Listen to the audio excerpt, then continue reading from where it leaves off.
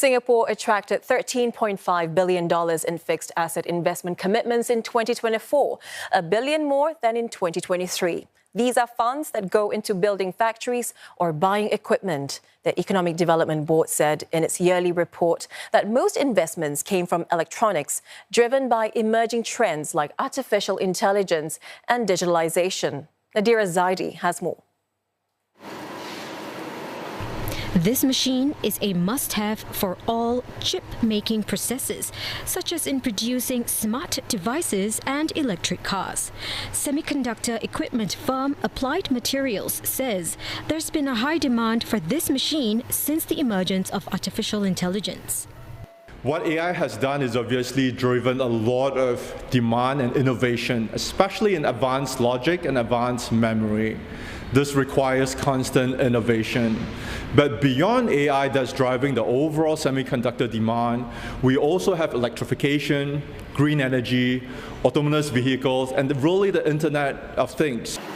As demand ramps up, companies continue to expand their capabilities in Singapore or deepen investments in research and development.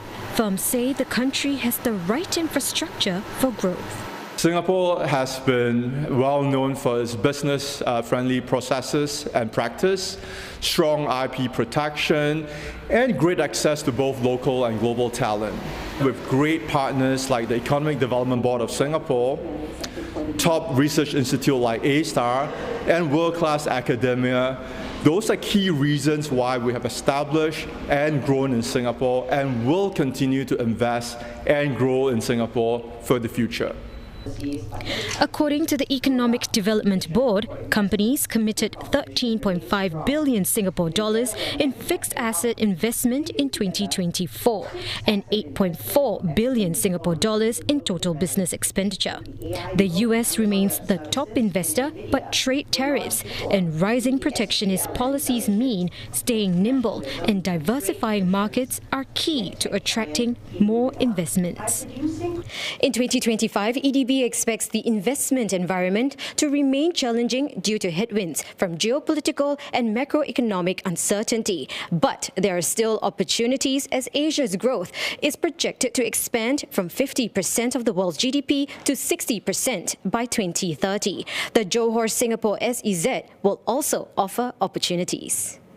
Collectively, the SEZ and Singapore can offer a more compelling solution to multinationals who are looking at expanding in this part of the world, who are not just looking at setting up a single activity, but perhaps a range of complementary activities so that as a whole, the network is much stronger. Looking ahead, EDB has identified precision medicine, artificial intelligence, and the green economy as some new growth areas. Projects secured last year are expected to create around 18,000 new jobs in the next 5 years.